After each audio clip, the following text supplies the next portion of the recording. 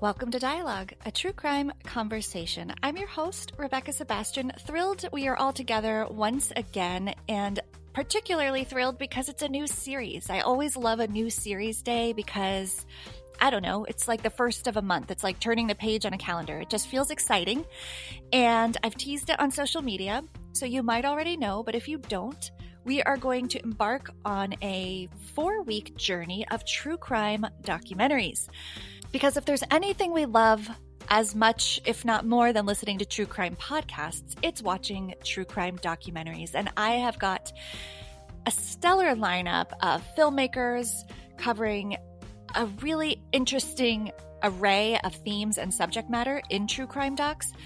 But today is really cool because I have a guest who's going to kick off the series by talking about true crime documentaries at large, more on a kind of meta, bird's eye view level, and she is very well positioned to do so. She recaps true crime docs all the time. She's watched probably all of them, and she has a strong opinion on what makes one good and what makes one not so good. I think there are people who want to exploit the families. We've said there are some, some of the cable, the Oxygen documentaries, the ID stuff, some of it is just like in poor taste. I always say you don't have to exaggerate. It's bad enough. So we don't have to sit with the doctor showing us, beating a mannequin with the fake blood to see how blood, sometimes it's just in poor taste. Sometimes the point of view of the documentarian or the filmmaker, I don't agree with. Yeah, so you've probably guessed by now, my guest is the brilliant Gillian Pensavalle, host of the Hamilcast and True Crime Obsessed. And as you heard, she is naming names. Sometimes she doesn't like these docs, and she's not afraid to tell you. If you listen to True Crime Obsessed, that won't surprise you. But she also is going to tell us what makes a good one, and I love her answer. In fact, I love all her answers and all her stories, and I loved our conversation, and I can't wait for you to hear it. Before we get right into it, I also want to say a note of thanks to James B. of New York City, who came up with our new closing question. If you've been listening to Dialogue, you know that before every guest leaves, I ask them the same question. What is keeping you up at night? And man, have those answers been incredible. But as 2020 ended and this new year started, I got a little antsy for a new question that would bring about a different answer and maybe a new perspective for this new day. And I got so many great suggestions. Thank you to everybody who sent some in. I have kept a list, and if I need to change it up again, I have so many good lists, and I have your names and handles next to them, so don't worry, you will be credited.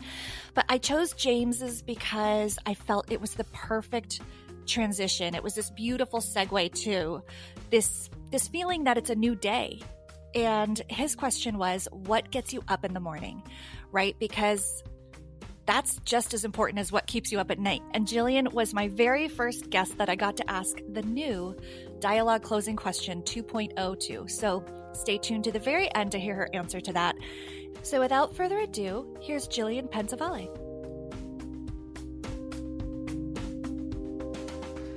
What a thrill to be joined by Gillian Pensavalle from the True Crime Obsessed podcast. Welcome to Dialogue, Gillian. Hi, Rebecca. Thank you so much for having me. Oh my gosh, it's overdue. I had Patrick on, and I kind of wanted a twofer with both of you, but I'm glad this turned out to be a one-on-one with each of you because you're individuals, frankly. You're also sold separately. Yes, and you hear us together all the time, Yeah. So this is fun. Yeah, and that said, I'm happy to do anything always with Patrick, but yeah, it's fun to just hang. Yeah, we'll do that one another time. Right. So obviously you're best known for being one half of True Crime Obsessed, but I really would like to spend a little bit of time on your Broadway and theater entertainment background because I'm very interested in that. You're a Queens girl, a New Yorker, so am I. Great. Hamilton is really meaningful to me and my family. So I want to hear about the Hamilcast and how you positioned yourself to get that access. Talk to me about that. Wow. Okay. Hello, fellow Queens girl. Just got to throw that out there. So yeah, the Hamilcast is interesting. It's my favorite thing. I absolutely love it. It's my passion project. So I started the Hamilcast 5 years ago. Wow. So January 2016 is when I started the Hamilcast. And I'd started it without having seen Hamilton, just having heard Hamilton. So my best friend, Ashley, she's been on the Hamilcast a bunch. She's a teacher in New York City. We grew up together. She introduced me to Hamilton and I heard it and I fell in love with it. And I always say this, I bought headphones, brand new headphones that day because I knew I was going to be listening to this a lot and I wanted the good cans. I don't do the earbuds, you know? Yeah. I knew from the moment I heard it, it was an onion and I just wanted to unravel it all. By January, now my husband and I, when we got married, the first thing we did was make a web series. So I taught myself to edit through that. And, you know, we did it all ourselves and you learn a lot when you do something by yourself, as you know. And I figured, okay, well, I can edit video. That should be kind of the same as editing a podcast. No, not at all. One would think. Yeah. Yeah. Well, because I thought, you know, it's got to be less dynamic, right? I'm just working with the audio. I'm not color correcting. I'm not, you know, but it's still telling a story. And so those first many episodes of the Hamilcast were very lightly edited. I didn't use the music. I wasn't adding other elements to it. And I would say around 80 is the big turning point. Ian Weinberger, who is one of the musicians in the show, and Ian had a piano, a keyboard, and the instrumentals had just come out. So that changed everything for me because then I fell in love with editing to tell a story. And I was doing that a little bit, but the instrumentals are priceless to an editor and to a podcaster. So having a musician, I consider the Ian Weinberger episodes the biggest turning point of the show.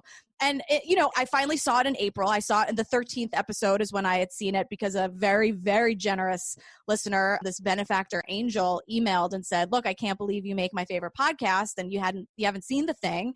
And summer's coming up. The contracts are ending. I really want you to be able to see this original company that you've made this thing about, this podcast about. And this person bought me and my co-host at the time tickets. And, you know, as a New Yorker, I'm an only child, half Irish, half Italian. I was very like, where are the tickets? Like in the back of a van? Great. But it worked. It was wonderful. But that, you know, that's when I started it. And in terms of, to answer your question, getting the access, it was truly working really, really hard and just putting so much of myself and love into this thing and putting it out there. And the cast members started coming to me. Lynn came to me both times he's been on. He came on in 2017. He said, all right, I love it. I loved your Mandy Gonzalez episode. I want to come on. Like, when can we do this? So the access really is just the hard work. That's the shortest answer, is just work hard and put good stuff out there. When I mean good stuff, I mean the intention of the good stuff. Right. Not saying that it's this excellent podcast. I love making it. I take pride in the editing. Sure. I love the journey of the growth of the show, letting it be what it was meant to be.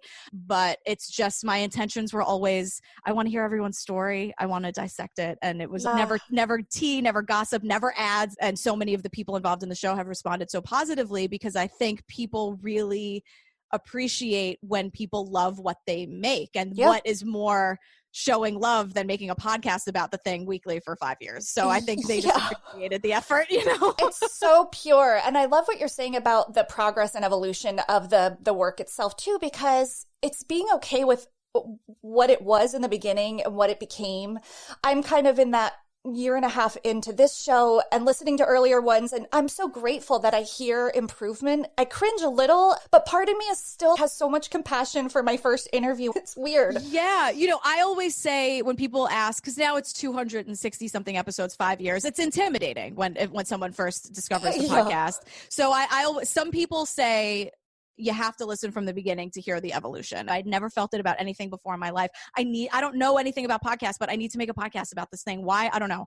I'll figure it out. So my whole thing was like, I just want to put the first episode or two out there and then I'll figure out how to make a podcast, which sounds crazy, but to me, it made all the sense in the world at the time. It's Tina Fey's biggest advice. Say yes and figure it out afterwards. I mean, that's kind of what I live by. You know, the power of a shared interest, I think, you know, goes for true crime, which is kind of why we're here today. Well, Hamilton is true crime. Well, that's a great point. That's a really great point. It's historical. I won't even say fiction, but I mean, creative license. But yeah, it's a historical crime. Absolutely. That's a really good point. So it wasn't a huge pivot to go into true crime podcasting per se, but talk about it. So where do Hamilcast and True Crime Obsessed timeline converge? So yeah, I'd always been into true crime as a person. I'd always been fascinated by it. It was sort of how my fears and anxiety to learn about it, it felt a little less scary. I was curious in the sense where it's like, how could someone do this? How can people join a cult? How can these things be unsolved? It doesn't seem right. And so as a very young age, too young, I was reading, Helter Skelter, way too young, and Zodiac and all that. And so Patrick had a podcast called Theater People, which was like the Hamilcast, only with all theater people. It was just a very casual, cool interview conversation podcast that I loved. And my favorite podcast was Broadway Backstory, which is like a documentary style podcast that Patrick made about how a show goes from an idea to the stage. I think that was the tagline. So, in the Heights, and we become friends at the time when season 2 was doing Hamilton. So he had me on for like a split second just because he's the nicest. And we became pals, and we started, going to happy hour and talking and meeting up. And we always say it's very, it's interesting to make friends at this point of your life, and I was married and he was married and he had Daisy. And it's hard to find someone you kind of fall in love with friend-wise when you're 30 or whatever. And we did. And so the conversation was always sort of mixed between Broadway stuff and then, did you watch this latest thing? Have you heard, some like information broke in a case, and oh, wow. And the conversation sort of melded. Yeah. And I called him one day. So I remember like sitting on my bed, like making a phone call that was important, knowing that like, this isn't textable. I'm not going to write him an email. I really want to say like, do you have time to talk today? Yeah. And so we met up at Starbucks, not at a bar, because I was like, this is legit. And we met and got some coffee. And I said, I think like maybe we could solve the Zodiac. Like, what do you think about that? Because I love that movie. The story is fascinating to me. It should be solved. And what if we just did it? Like 2 theater kid, loudmouth people. What if we just solved the Zodiac? And we sort of fell in love with that idea immediately. I went to the library right after, a la Robert Graysmith. We were in. I made a graphic using the cipher. I think Obsessed was even still in the title. And then we realized very quickly, we didn't even record anything before we thought, yeah, there are definitely better qualified people for this. But we still want to make a true crime podcast together. What could that be? I love this story so much. And I'm now remembering Patrick's version of it, which is very similar. And the audacity that you guys, the beautiful audacity that you both had. You're like, yeah, that's the thing, because we'll do it. Because no one's done it so far but you and me. And not to take away, like, you guys are brilliant. But it's just it's so earnest. I love it so much. And I agree that, like, how dare we? But also I love that we both came to our senses very quick before anything was really, I would just like had fun on Photoshop that evening. And then we were like, you know what? Maybe we shouldn't. And then the idea became, Patrick was like, okay, well, how about the idea will be this really fancy pants kind of 3-segment podcast where it would be the first 20 or so minutes we recap a document, we like talk about, not even recap, and then so it was the idea where we talk about a movie or some kind of medium for about 20-25 minutes, and then it would be like today in true crime news, and then it would be the last segment would be an interview of someone in the true crime world. And we made it, and it wasn't there. Like it was like we were kind of forcing it, and we were still new friends, and I didn't know if he liked it and I didn't like it, but we looked at each other and we thought, well, maybe the first part of it is the thing. Maybe talking about a documentary and going through it. We both love documentaries so much, and that was really where we felt like, oh, the 20 minutes are up already. This is kind of where we always went back to.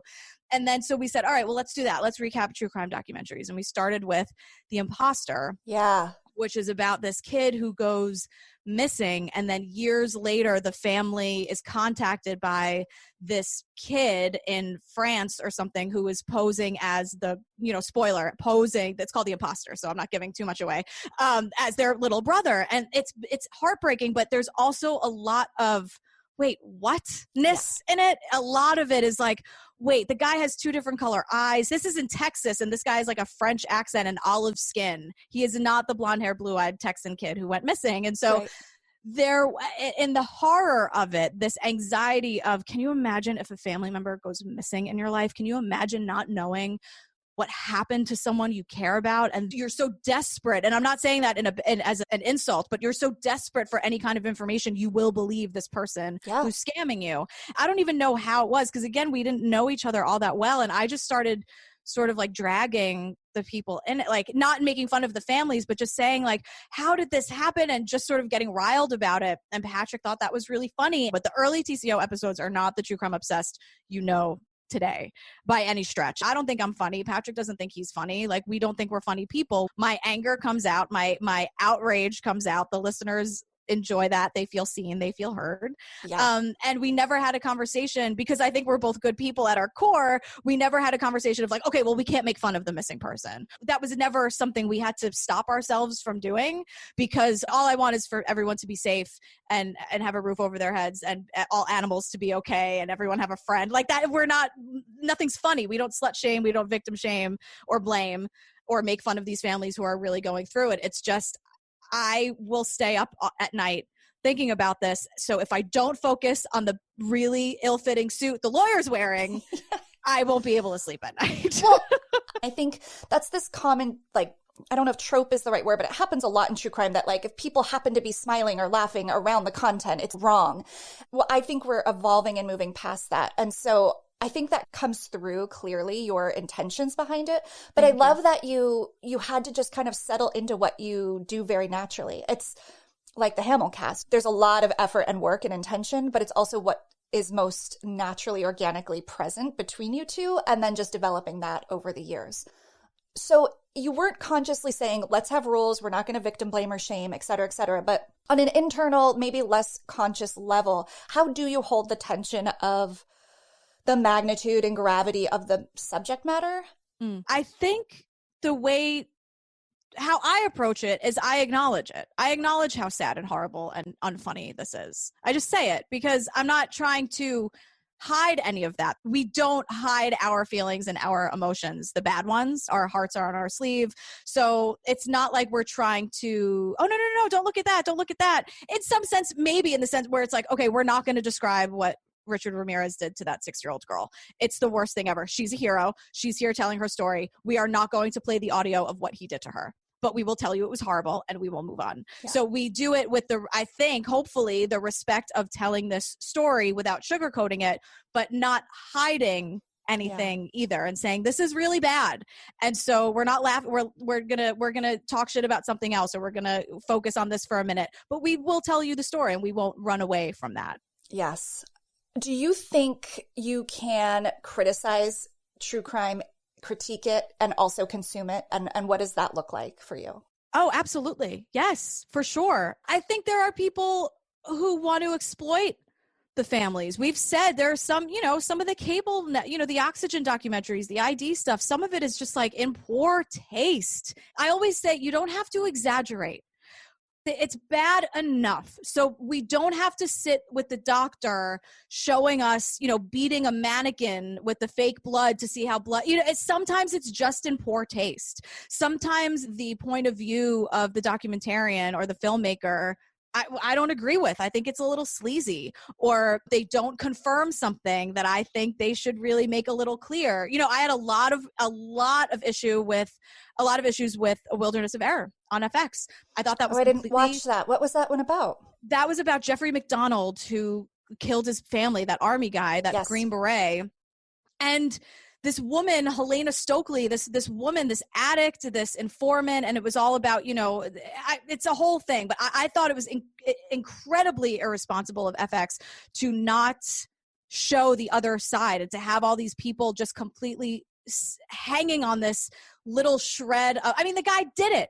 And so to have 5 episodes of all of this kind of nonsense, I thought was totally irresponsible. I thought HBO was incredibly irresponsible to do that with The Vow. They had the subjects make the documentary. There's no way that Mark Vicente is going to be honest about his behavior and how much he knew and when he knew it and what he didn't do. There's no way Mark Vicente is going to look at himself in the mirror the way we need him to. So I thought that was really irresponsible of HBO, and I say it on the episodes. I love what you're saying, because you're answering my question without asking about the recipe, this formula. You've watched all the true crime docs, so I wanted to know what makes a good one and what makes one not done well. And so you've clearly answered that, and I'm with you. And the NXIVM thing is so interesting when the source material is from within the cult. Now, it's fascinating. Although I did get into like a dream state by the end because I did not know, is this now? Is this then? Like it was, I lost my way a little bit, though Agreed, I appreciated it, which is why I think the Stars one was better because it felt more linear. But what makes a great one? What are some docs that you won't forget because they were so powerful and so well done and really optimize the platform of a documentary for a story? Yeah, that's an interesting question for me specifically because sometimes I say what is a good documentary and what would be great for True Crime Obsessed. Sometimes a documentary can be excellent, but it doesn't lend itself to good coverage by us. Yeah. What would an example of that be? I'm so curious. So, I mean, back to Errol Morris, who I had a lot of issue with in Wilderness of Error, but The Thin Blue Line, right? The Thin Blue Line changed the game. That got an innocent man out of prison, and that is incredible. But it would be hard for us because it's just him telling his story to the camera. Right. So that is it's heavy, and we don't shy away from the heavy stuff, but there's nothing for us to go on tangents about. Yeah, there's not enough variables and players and context and scenes and right. And we can try to do it again, but what makes a good documentary, I think, one is being clear about where we are in a timeline. If I'm going to get really technical about what makes a good doc, where we are in the timeline, because I felt that with The Vow. Where are we? What year is it? How are we, like, are they all living at Catherine Oxenberg's house? What's going on? Lower thirds, especially when I'm meeting a lot of people, I like to know who they are and what side they're on. Don't just say lawyer. Don't say attorney. Are they prosecutor? Are they on the defense? It helps me with the context. Sure. And, I think it's just trying to be as truthful and as balanced as possible. Just be honest with me. That's all I really want. I thought The Jinx was really well done. That's one of my favorites. Durst is a great character. He's a human, but he is a great material. His antics, his voices, there's so many elements to that story that lend itself to a conversation on a podcast where you can find humor despite there being a missing woman to this day, despite there being a dismembered body. Like really, really dark. Another woman shot dead in her apartment. I mean, it's as bad as it gets, and there's 3 in one story. Yep. And yet that documentary that's the one I can go back to. I will watch that one over and over. I want to know what you think about true crime as purely entertainment. I think the trend's moving in the genre towards advocacy, which is so great. And I'm a big fan, like helping others. It sounds silly to say. But what about just purely entertainment? Is it okay just to watch these stories, to listen to these podcasts, and not to have some stake in making the world a better place or leveraging the stories for something bigger? Yeah, I mean, I think, without assigning anyone anything, I personally don't see it strictly as entertainment. It affects me too much. And sometimes I will need an actual real life palate cleanser if I'm watching something.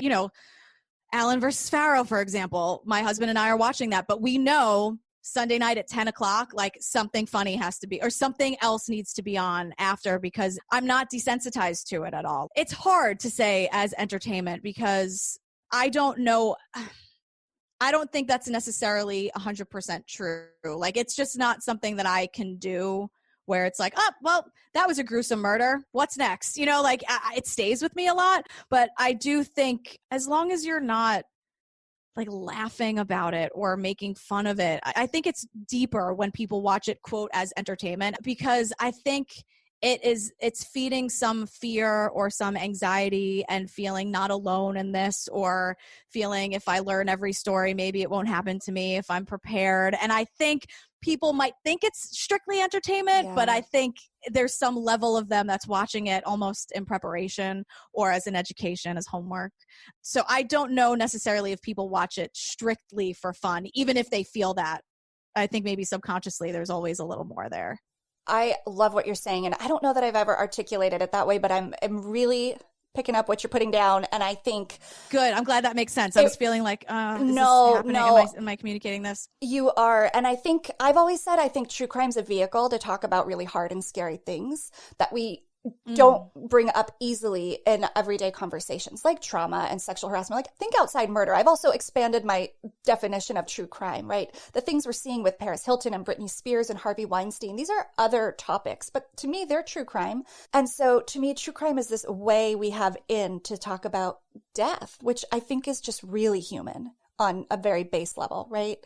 Yeah. And being a woman too, being a survivor of sexual violence, that's something we need to talk about. And we were just covering Faith Hedgepeth. She's an Indigenous woman who was murdered brutally, but there's someone in her circle, one of her friends had a boyfriend who she had a restraining order against him because when she told him she wasn't interested in him, he threatened to kill her and all of her friends. And I was like, hi, that's why women are scared to say no sometimes. That's why it's scary for us to reject a man, because we might be killed, because it happens.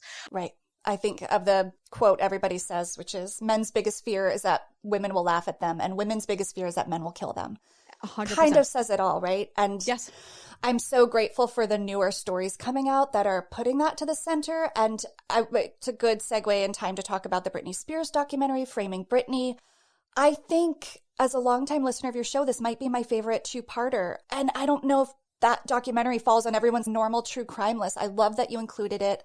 Mm-hmm. I love how fired up you got. And so that documentary was such a gut punch. And I just felt like I was lamenting on behalf of everyone in the world. And that's what came through in your episode. So can you talk about that documentary and why you included it and your insights for anybody who hasn't heard that episode, and everyone should go listen? Well, Framing Britney Spears is definitely true crime. And I feel like we have to remind our listeners that too. I think people get into, well, it's not murder. And I'm like, well, yeah, but like we've done art heists. That's a crime. If someone's arrested, if there's legal stuff, it's absolutely a crime, right? So it's really about Britney Spears is under a conservatorship that her father controls. So that means that for the last about 15 years, Britney hasn't had any control over her finances, her career, her credit cards, her kids. Like she is completely controlled by her father. So her zillions of dollars that she earned by going on tour and making those records and doing the videos and actually doing all the work, she has no control over that anymore.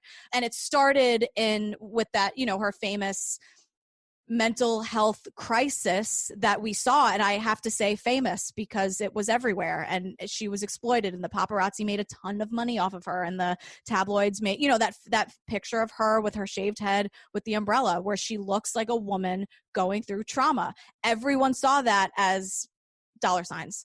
So she was going through a mental health crisis. She was struggling, going through a divorce, losing custody of her kids. And for, whatever reason, her father swooped in and said, let's, take control over everything. And so there is an argument that Britney needed help and needed that conservatorship for a time. My point of view is that I think she needed help. And I think instead of taking everything away from her, you could give her what she needed. Mm-hmm. And it didn't have to be 15 years later, because eventually one of the lawyers who was on her father's side said, she is so competent, she's so lucrative that really this conservatorship should be seen as more like a business deal. And that was unprecedented, because a conservatorship really is made for someone who is at the last kind of stages of their life, who maybe isn't fully aware of the things they're signing in their will. As they said in the documentary, it's mostly for elderly people. My grandmother had dementia, and it's a horrible thing to watch. And she, it would be Thanksgiving and she'd be thinking it was the spring. And, it's just that it's for people who don't know what they're signing away. And I think maybe there was a time where that was Britney. She didn't know. She had bad people around her. Yeah. But But the worst person around her was her dad. And he's the one who's in control of all of it. So it was really just how society, she's such a slut. Is she a virgin? Caring about her sex life, building her up with the sheer purpose of bringing her down, and then pointing and laughing at her and, oh, what a mess. Oh, she's such a train wreck and she's a bad mother. And I mean, she was perfect. Then she was too pretty and yes. then too sexy and then too this. And then they ripped her down. And then, the men in her life, Justin Timberlake flourished. There's just a lot going on with the Britney story, with Free Britney. And there were so many people around outside her team. But when you see this documentary and you see the heavyweights weighing in, commentators like Matt Lauer, who we know now is trash, but Diane Sawyer, just people who should know better, who were dealing with a minor or, sometimes a very young adult, and they have decades of life experience on her. I cringed at these interviews, and I just thought, how is this ever okay in mainstream media to have an interview like that? Yeah, the Diane Sawyer thing was really insane because, we forget, I think, that Britney was on the Mickey Mouse Club. She was mature beyond her years because she had to be, because she was, she was so famous. But there was a lot, I think, she missed as a, quote, normal person, because she stopped being normal so early in her life. And so this Diane Sawyer interview was pitched, promoted as like no holds barred, really get to learn Britney. And Diane Sawyer just asked her, what did you do to Justin Timberlake to make him dump you?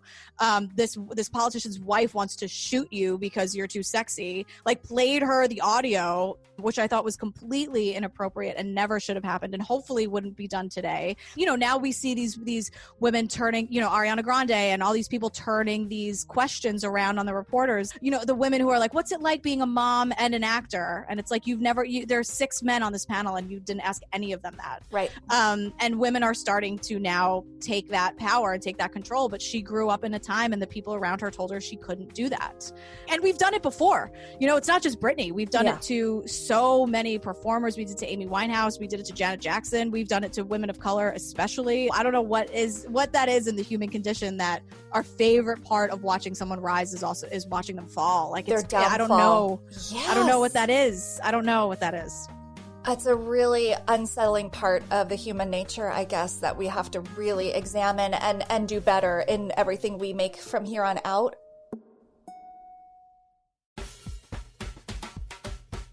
Today's episode is presented by The Skin Store. For over 20 years, The Skin Store has been the #1 destination for premium skincare, hair care, and beauty products. With over 8,000 different products from 300 different brands, The Skin Store has you covered for all your hair, cosmetics, supplements, and of course, skincare needs. I am eagerly awaiting the IS Clinical Youth Complex. I already use the neck serum that this company makes, and I'm so excited to try the Youth Complex. And I guess I have a Youth Complex, I don't know. But most importantly, I have a dermatologist suggested list of things to use because my skin is just that sensitive, and their products are on there. So excited. It's very hard to find things that don't irritate my skin. The Skin Store has so many options. I promise you, you will find what you are looking for. Right now, the Skin Store is offering Dialogue listeners 20% off your next purchase. Just use the code POD, that's POD, for 20% off your next purchase at skinstore.com/pod.list. That's skinstore.com/pod.list with the code POD. I will put that link in the show notes. Skin Store.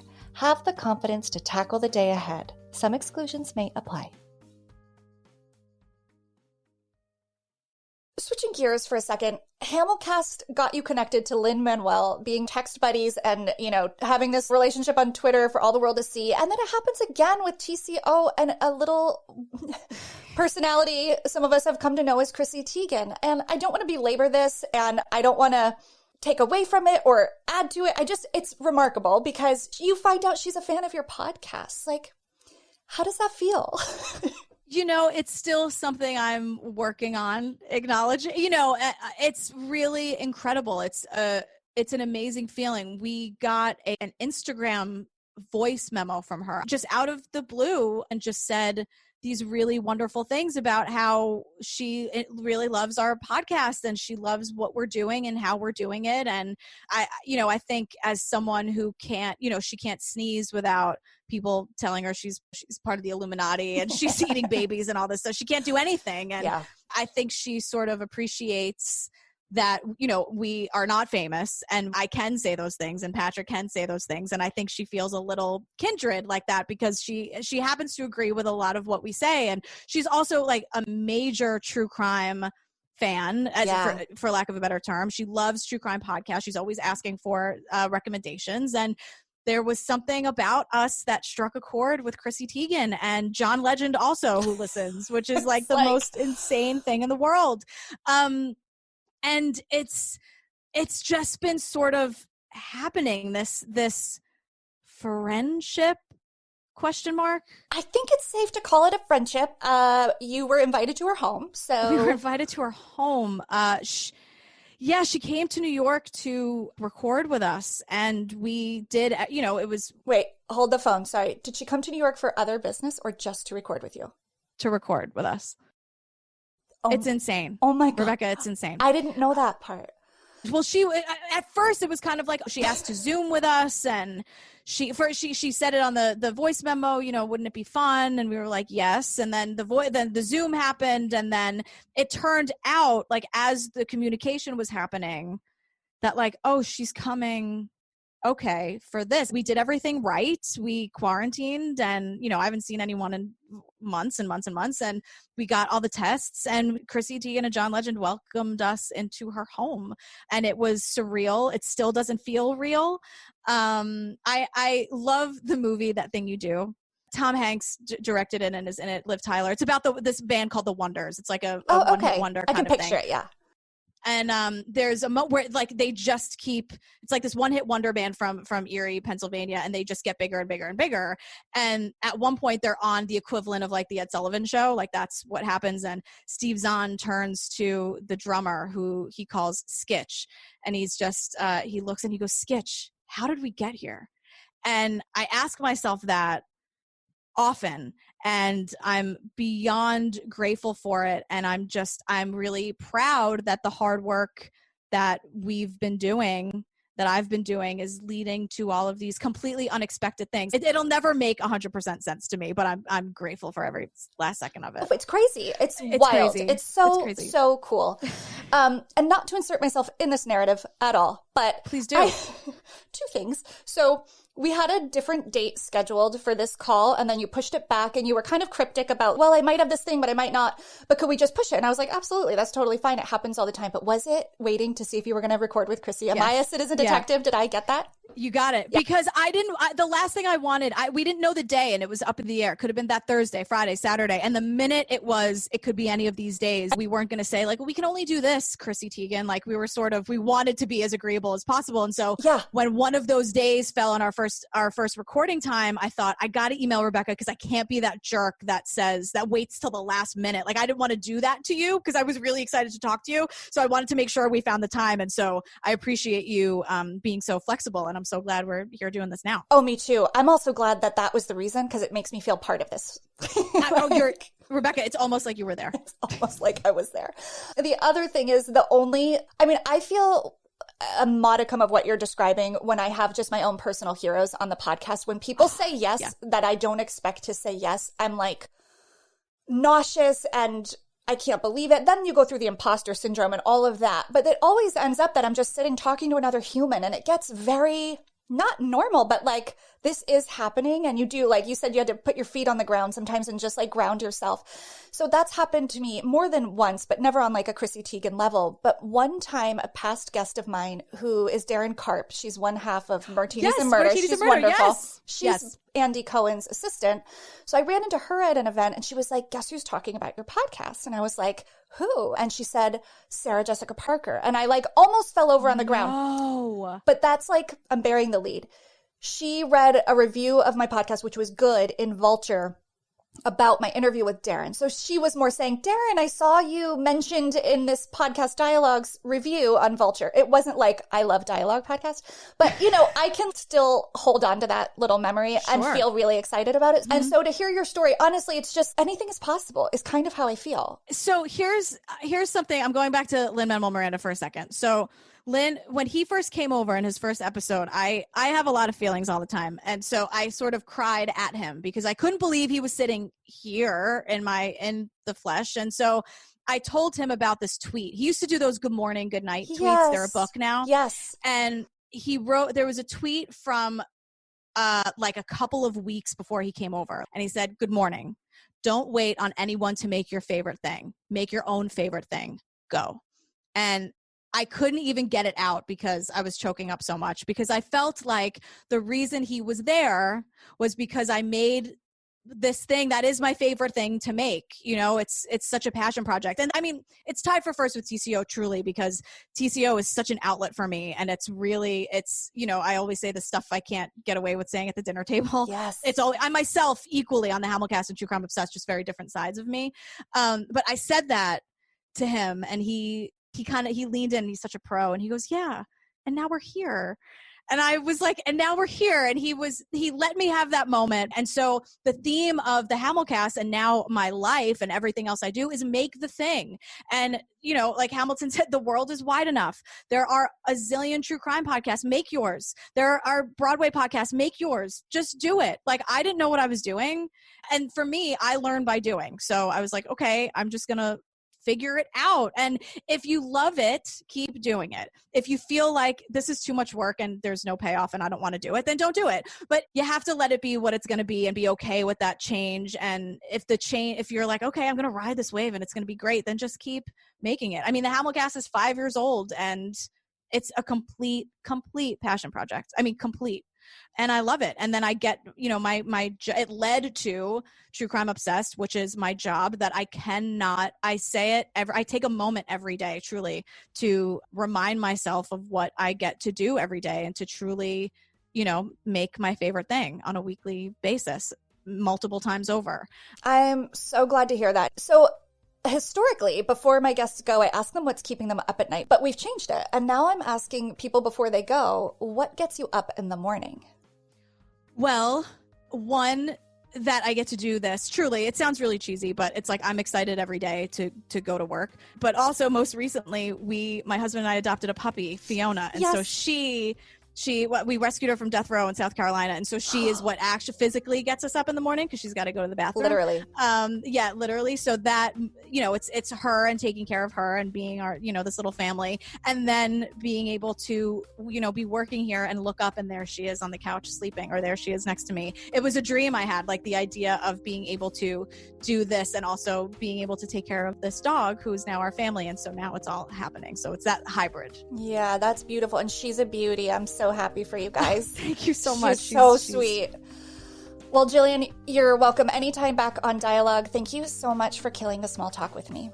Oh my God, thank you so much for having me. Look, that's a dangerous invitation because I'll be emailing you every week. Well, Rebecca, can we hang? We'll do it too for next time. It'll be super fun. I'd love it. That would be awesome. I'm down. Dialogue is a Yellow Tape Media production edited by Jason Usry and produced and hosted by me, Rebecca Sebastian. Please be sure to subscribe to Dialogue, a true crime conversation, wherever you listen to podcasts, and follow us on social media. We are at Dialogue Pod across all platforms. You can also drop me a note or a guest suggestion or sign up for my newsletter at RebeccaSebastian.com. Be sure to join me every Wednesday for a new episode and another killer conversation.